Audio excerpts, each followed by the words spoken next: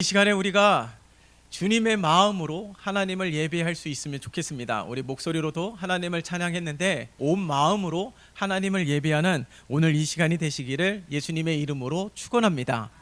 오늘 이 시간 주님의 마음을 품은 다윗을 통하여 하나님은 오늘 본문의 말씀을 통해서 하나님의 인도하심이라는 제목으로 우리가 함께 말씀을 나누고자 합니다. 이 블레셋과의 이스라엘과 전쟁으로 인하여서 물론 다윗은 참여하지 않았지만은 이 블레셋과의 전쟁은 피할 수가 없었습니다. 그래서 이 블레셋과 이스라엘의 전쟁으로 인하여서 그 전쟁 때문에 이 사울과 그의 아들 요나단이 전사하게 되었습니다. 다윗은 사울을 통해서 날마다 쫓김을 당하고 도망을 당하고 이곳 저곳을 나그네처럼 누리면서 어렵게 살았습니다. 사울 때문에 그런 것이죠. 그러나 사울이 죽었다라는 소식을 듣고 다윗의 마음은 어땠을까요? 무거운 짐을 내려놓은 것처럼 10년 묵은 채증이 싹 사라진 것처럼 기분 좋아라 했을까요?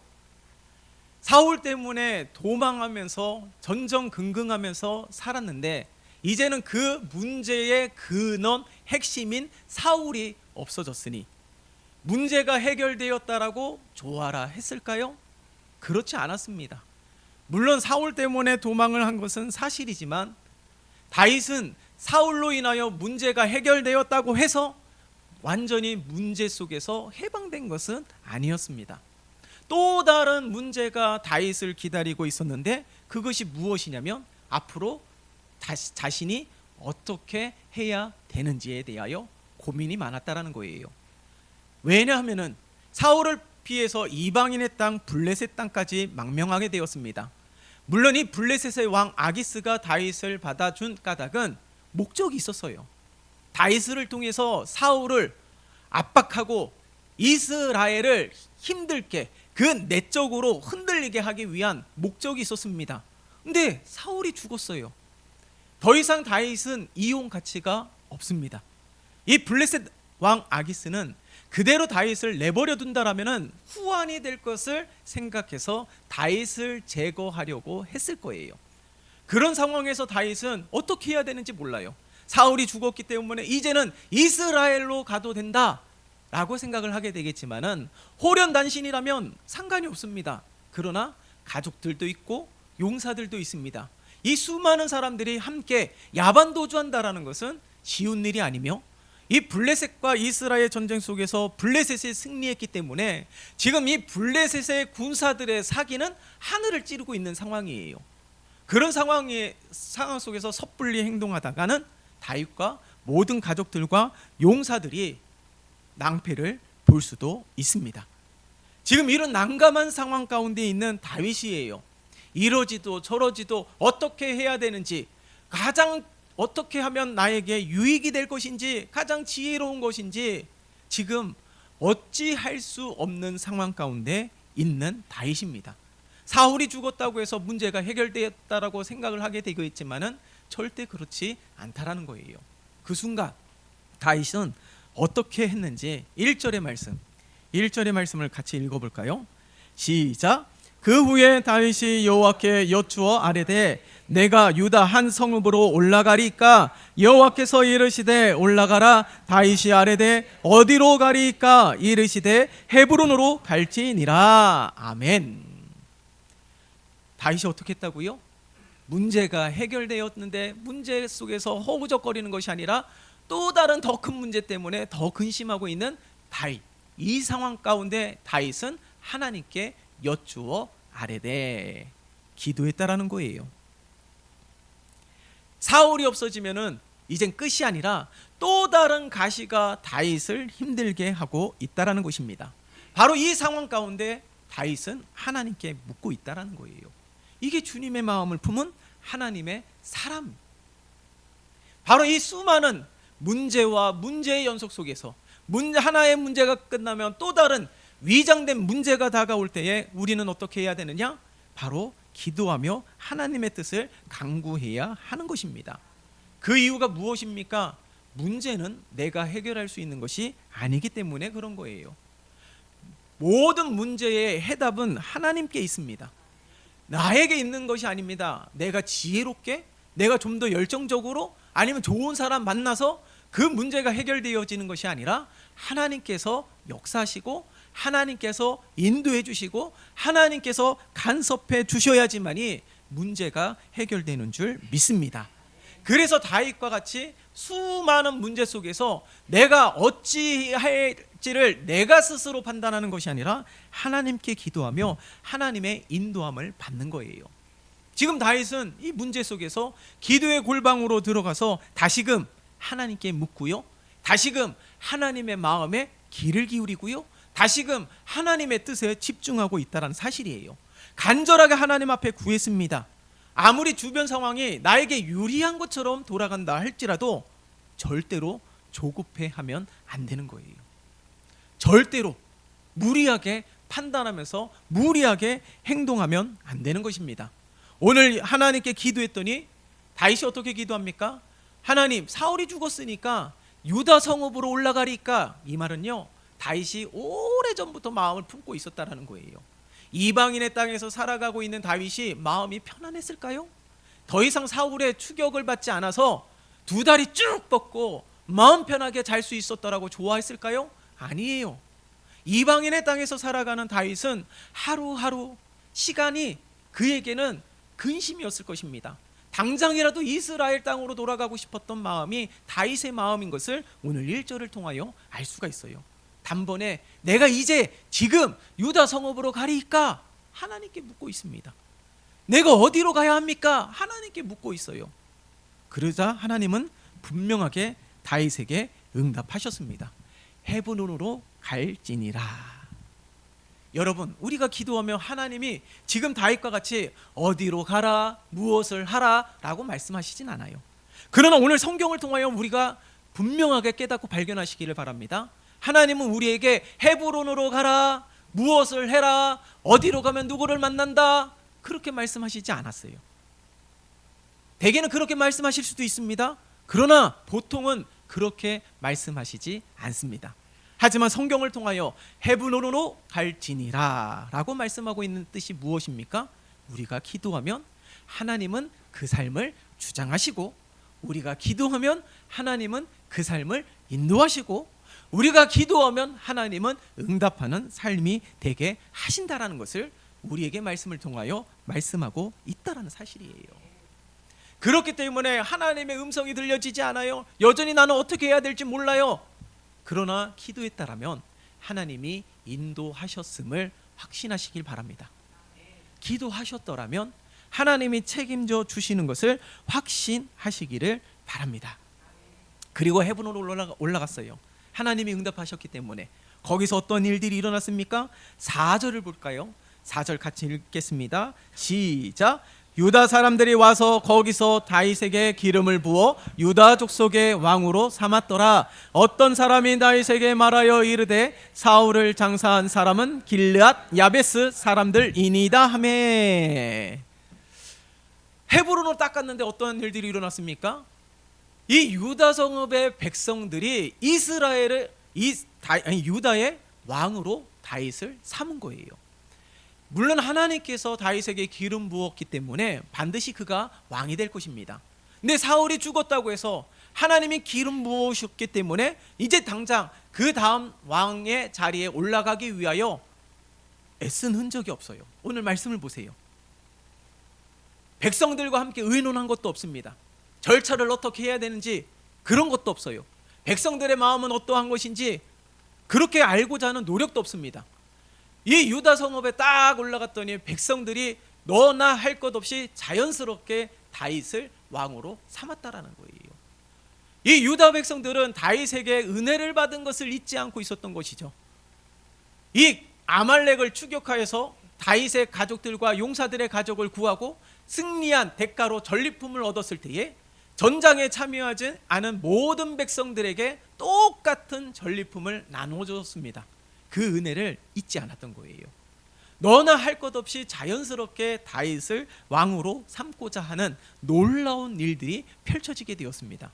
하나님의 기름 부으심이 언제 성취될런지 아무도 알 수 없었지만은 10년 동안의 다윗이 도망자 생활하면서 하나님이 정말 기름 부으신 것이 맞는지, 하나님이 정말 왕으로 삼고자 한 것이 맞는지 의심이 들 정도로 그렇게 허무한 시간들을 보내고 있는 듯 하였지만은 하나님의 때에 하나님의 방법으로 다윗을 왕으로 세웠다라는 거예요. 여러분, 오늘 이 다윗을 통하여 우리가 알 수 있는 것이 무엇입니까? 어려운 상황 가운데서도 사랑하려고 애쓰고, 어려운 상황 가운데서도 나누면서 살아가기를 애쓰고, 서로를 인정하고 존중했더니 하나님의 때에 다윗을 높여주는 것을 보세요. 온 백성들은 다윗이 하나님의 기름 부음 받았다라는 것을 알고 있습니다. 그렇기 때문에 다윗이 자신에게 친절을 베풀었기 때문에 다윗을 왕으로 삼은 것이 절대로 아니에요. 지금 다윗은 백성들에게 코스프레를 하고 있는 것도 아닙니다.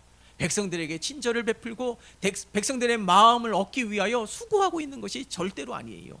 백성들은 하나님께서 다윗에게 기름 부으셨다라는 것을 인정하는 것이죠.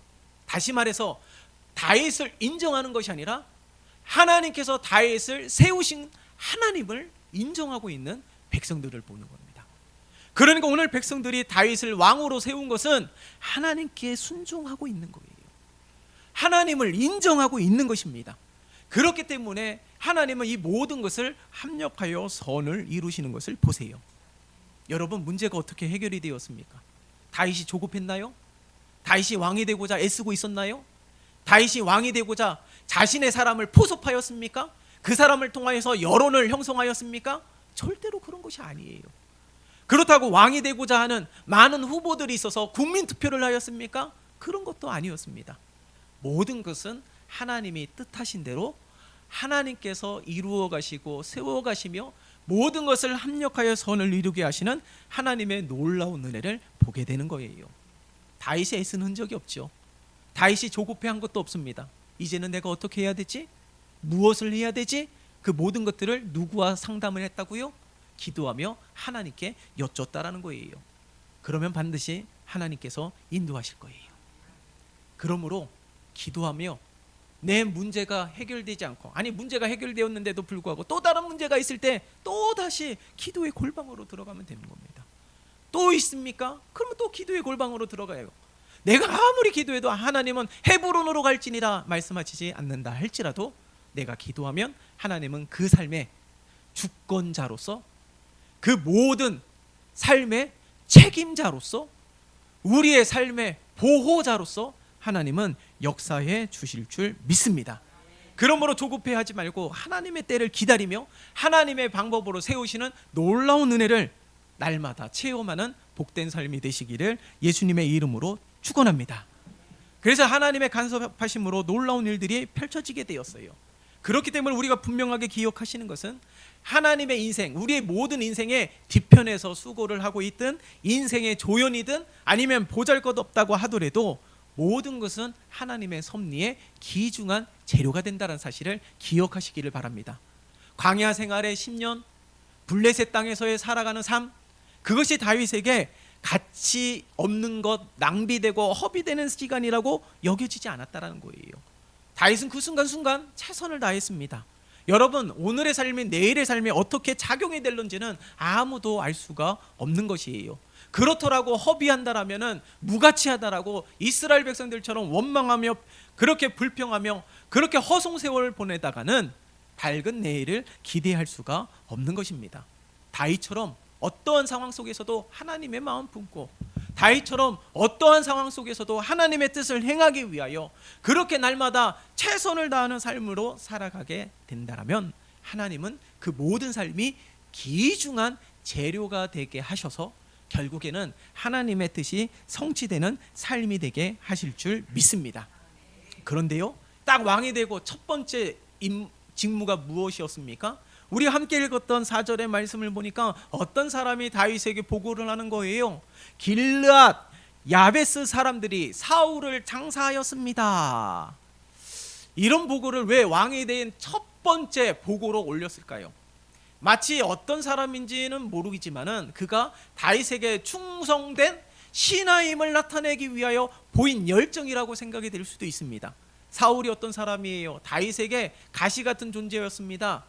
그러나 이 길르앗 야베스 사람이 이 사람들이 다 사울을 장사하였다라는 것은 무엇을 의미할까요?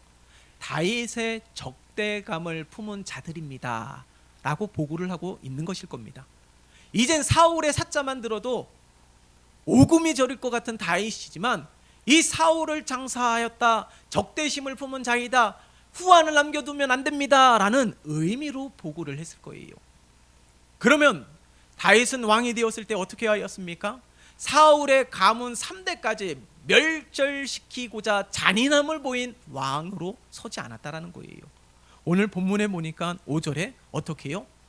장사를 치른 길르앗 야베스 사람들에게 전령을 보내서 어떻게 합니까? 5절의 말씀 같이 읽어볼까요? 시작.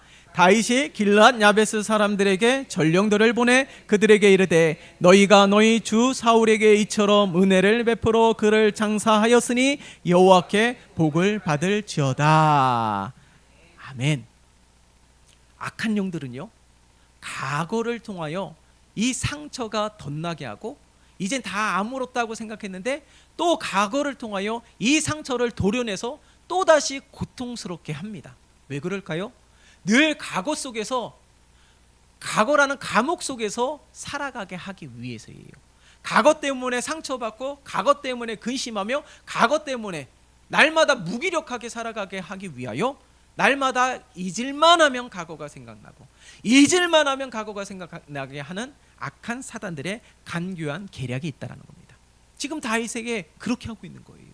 과거의 아픈 상처들, 사울 때문에 고생했잖아요. 사울 때문에 이방인의 땅까지 넘어가서 망명된 생활을 하게 되었잖아요. 그 과거를 계속해서 들추어내서 아파하게 하고 근심하게 하고 잔혹하게 그런 왕으로 만들려고 하였지만은 다윗은 어떻게 해요?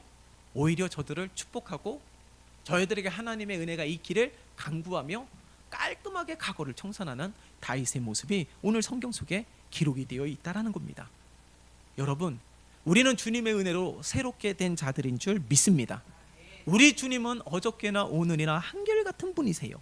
다윗의 과거는 기억하기 싫은 과거이지만, 기억하기 싫은 기억들이 너무나도 많이 있지만 그것으로 인하여 원망하지 않았습니다. 그것 때문에 미래를 포기하고 그것 때문에 미래가 주춤하게 되는 삶으로 살아가지 않았다라는 거예요. 오히려 아픈 상처가 그의 발목을 잡지 않았습니다. 오히려 과거를 깨끗하게 청산하면서 과거라는 감옥 속에서 가두는 것이 아니라 하나님께서 새롭게 열어준 이 미래를 향하여 힘차게 달려가고 있는 이 다윗의 모습을 오늘 성경을 통하여 알 수가 있는 것이에요. 마찬가지입니다. 다윗에게만 악한 영들이 이렇게 사용했을까요? 아닙니다. 우리에게도 동일하게 그런 일들을 펼쳐갑니다. 나에게 이렇게 했었지, 나의 마음을 아프게 하였지, 눈에는 눈, 이에는 이. 그래야지 속이 다 시원합니까? 내가 안 좋았을 때는 그렇게 웃더니 그 사람이 또 어려움을 당하니까 대성 더 좋아하는 그런 모습으로 살아가는 것이 아니라 오히려 그 사람들을 위로하고 그 사람들을 축복하고 오히려 그 사람들에게 다가가서 위로가 되는 그런 모습이 다윗이었다라는 거예요. 진정으로 과거를 청산하는 방법이 무엇입니까? 똑같이 하는 게 과거를 청산하는 방법이 아니에요. 이에는 이, 눈에는 눈, 그렇게 한다라고 해서 과거가 청산되는 것이 아닙니다. 우리 주님은 우리를 구원하시기 위하여 십자가 위에서 자신의 모든 것을 버리셨어요. 정말 과거를 청산하고 싶다라면 오늘 다윗처럼 하나님의 은혜를 간구하는 자, 하나님께 자기가 복을 주는 것이 아니고 하나님께서 복을 허락해 주시기를 간구하는 자가 되시기를 바랍니다. 그러면 이제는 그 과거 때문에 발목 잡히는 인생이 아니라 그 과거 때문에 늘 원망하며 항상 제자리에 머물러 있는 우리의 삶이 아니라 하나님은 날마다 우리에게 새로운 것을 보이시고 하나님은 우리에게 날마다 일용할 양식을 채워주시듯이 날마다 새로운 역사를 펼쳐 가시는 것을 보게 하실 줄 믿습니다. 그런 은혜의 삶이 되시기를 예수님의 이름으로 축원합니다. 자, 그러면 어떻게 되었을까요? 유다 성읍에 이젠 다윗이 왕이 되었습니다. 하나님의 약속의 말씀이 성취가 된 것이죠. 그러나 그 모든 것들이 순전하게 흘러가는 것이 아니었어요. 사울을 추종하는 세력들이 다시 규합하게 되었습니다. 오늘 말씀해 보니까 8절에 사울의 군사령관 렐의 아들 아브넬이 주동자였어요.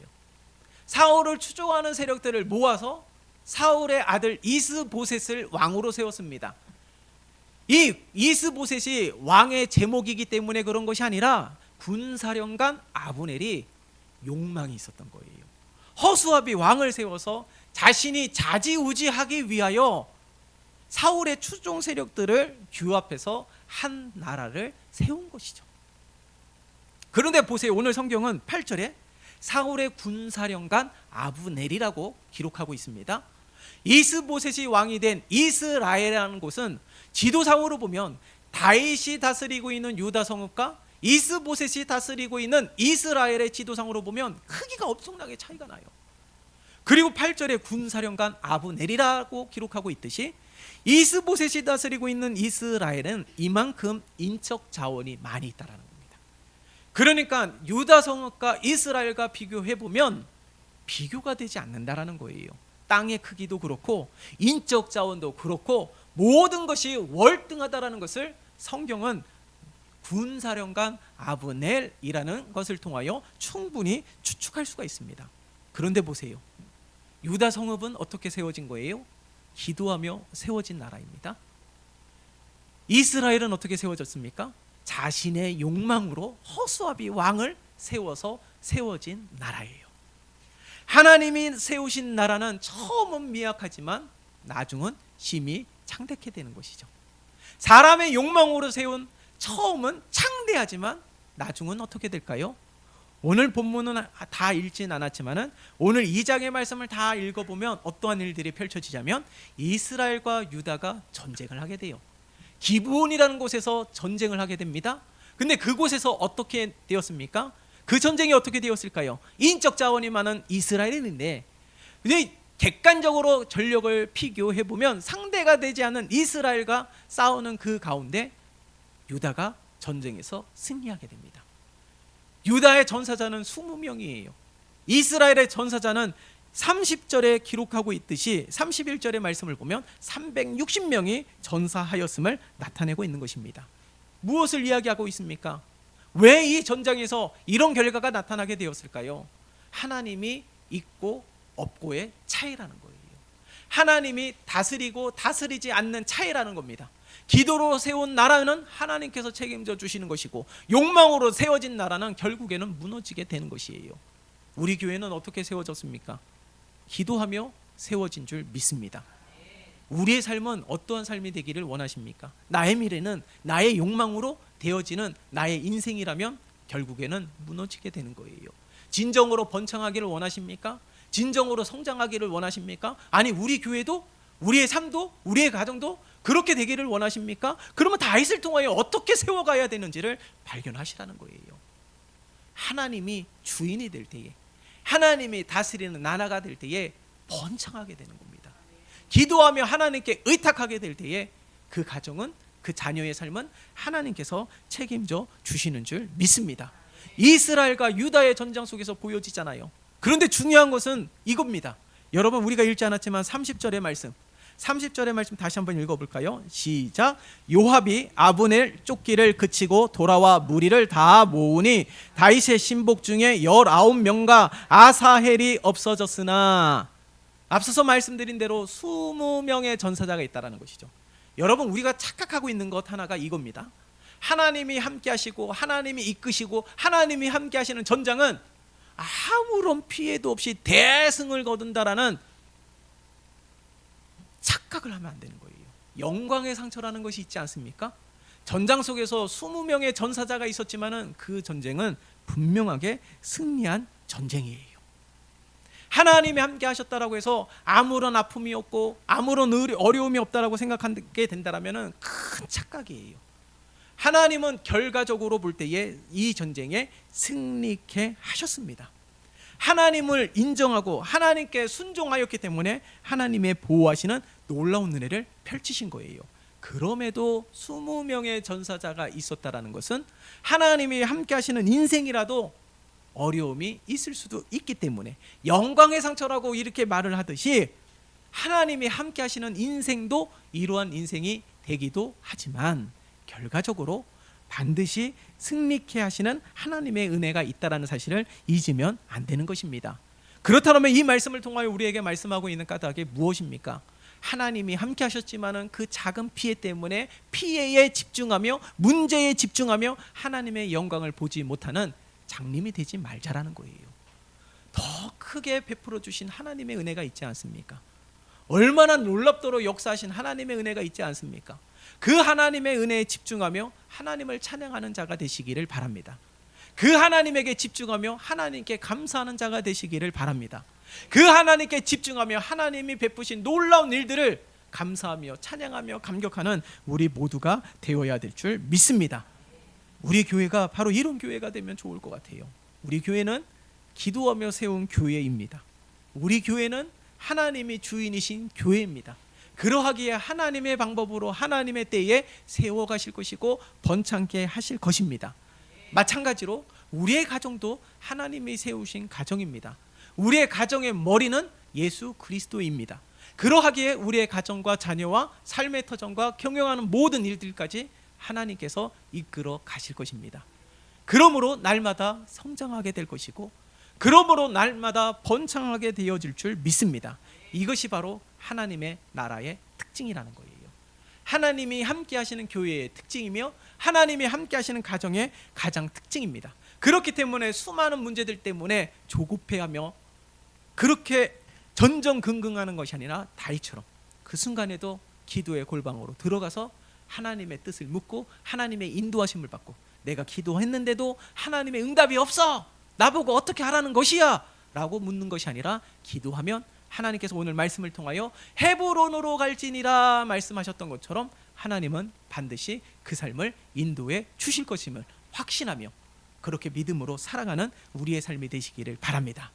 하나님이 세우신 교회요, 하나님이 세우신 가정이요, 하나님이 세우신 경영하는 삶의 터전이라면 하나님은 반드시 은혜를 베풀어 주실 것이고 하나님은 반드시 역사하실 것입니다. 그 하나님의 영광에 집중하고 그 하나님의 은혜로 날마다 찬양하며 하나님을 예배하는 우리 모두가 되시기를 예수님의 이름으로 축원합니다.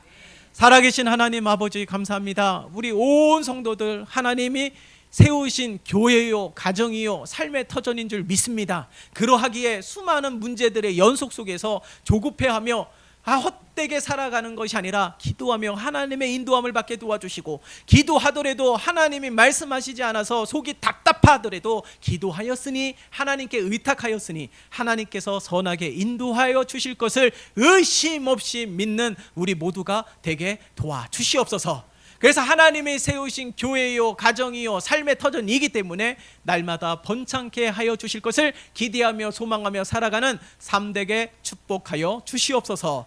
예수 그리스도의 이름으로 기도드리옵나이다. 아멘. 다 함께 찬송 317장을 하나님께 올려드리면서 준비하신 예물을 하나님께 드리도록 하겠습니다.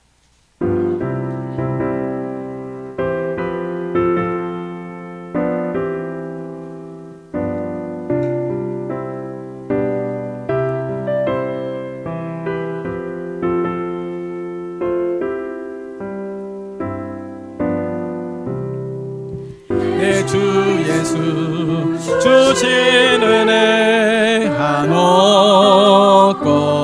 한없건만 내 주 앞에 이 적은 것 다 드리니 주 예수여 내 정성은 받으소서. 주 날 위해 보배로운 피 흘리사 그 귀하신 생명까지 다 주시니 내 천한 몸이 생명을 외아끼랴. 주 예수께 비친 것이 한없건만 나 주 위에 드린 것은 참 적으니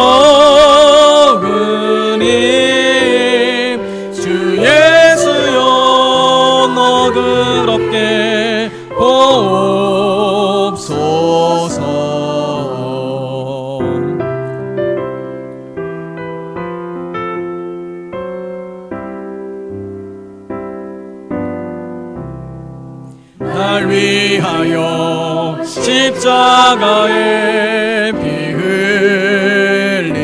흘리신 주 예수의 은혜로서 인치시고 내 모든 것 주의 소유 삼으소서. 주 날 위엔 크게 하신 몸머리 삶 이 내 몸을 핏값으로 사셨으니 내 생명도 주 예수께 바칩니다.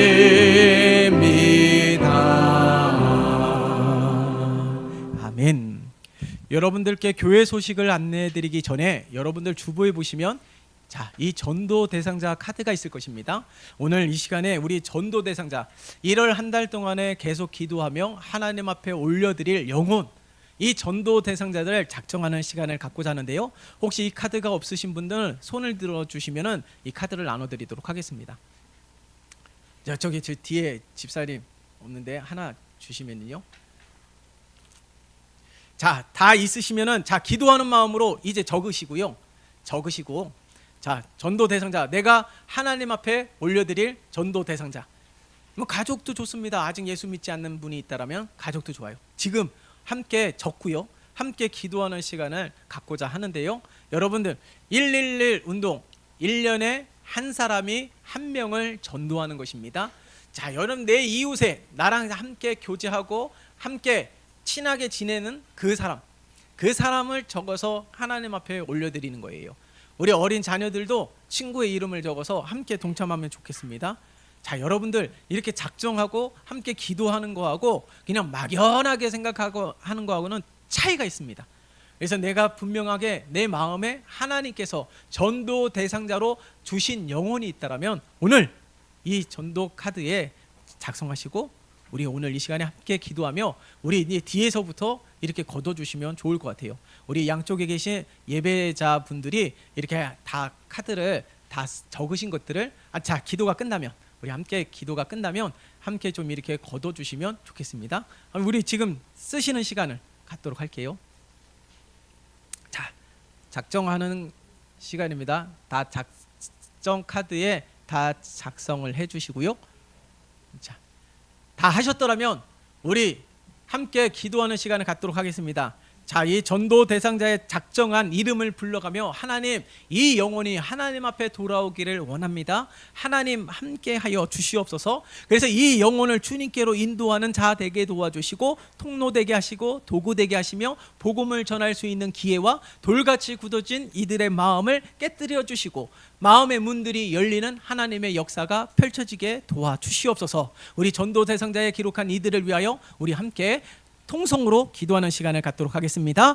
살아계신 하나님 아버지, 오늘 이 시간에 111 전도 운동에 함께 동참하고 있는 우리 온 성도들 축복하여 주시옵소서. 한 달 동안 기도하며 전도 대상자들을 하나님께서 허락하여 주시어 이 전도 대상자 카드에 기록하여서 하나님 앞에 올려드립니다. 하나님, 내가 작정한 이 하나님 앞에 올려드리길 원하는 이 사랑하는 영혼을 향한 긍휼히 여기는 마음을 허락하여 주심에 감사를 드립니다. 이 영혼을 위하여 날마다 기도하는 우리 모두가 되게 도와주시고 이 영혼에게 복음을 전할 수 있는 기회와 이들과 더욱더 교제할 수 있는 기회들을 하나님께서 열어주시어서 이 영혼이 주님 앞으로 속히 달려나오는 하나님의 역사가 펼쳐지게 도와주시고 이 111 운동을 위하여 함께 기도할 뿐만 아니라 우리 모두가 함께 힘쓰며 애쓰며 하나님 앞에 영혼을 올려드려 하나님의 나라가 확장되어지는데 쓰임받는 도구가 되게 하시는 하나님의 역사가 있게 도와주시옵소서. 우리 전도 대상자들 하나님 축복하여 주시고 저들이 돌같이 굳어진 마음의 문들이 열리며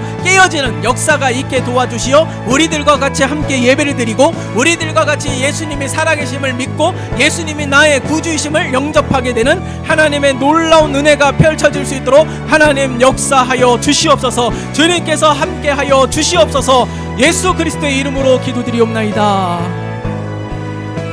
살아계신 하나님 아버지, 1년에 한 사람이 한 영혼을 드리고자 하는 복음 전도 운동에 함께 동참하고자 합니다. 오늘 이 시간에 온 성도들이 1월 한 달 동안에 기도하며 작정하는 전도 대상자들을 적어서 하나님 앞에 올려드리오니 이 영혼이 주님 앞으로 속히 인도함되게 도와주시옵소서. 이를 위하여 기도하는 것을 쉬지 않게 도와주시고, 이를 위하여 복음을 전할 수 있는 기회도 허락하여 주시고, 더 많은 교제를 나눌 수 있는 은혜도 허락하여 주시어서 이 전도 대상자들의 마음의 문들이 열려 저들에게 복음이 심겨지게 도와주시어 저들의 입술로 예수 그리스도가 살아계시고 예수 그리스도가 나의 구주심을 영접하게 되는 일들이 펼쳐지게 도와주시옵소서. 그래서 날마다 기도하며 하나님 앞에 간구하게 될 때에 우리의 기도에 응답하시어 이 수많은 영혼을 건지는 놀라운 일들이 펼쳐지게 도와주시옵소서. 예수 그리스도의 이름으로 기도드리옵나이다. 아멘.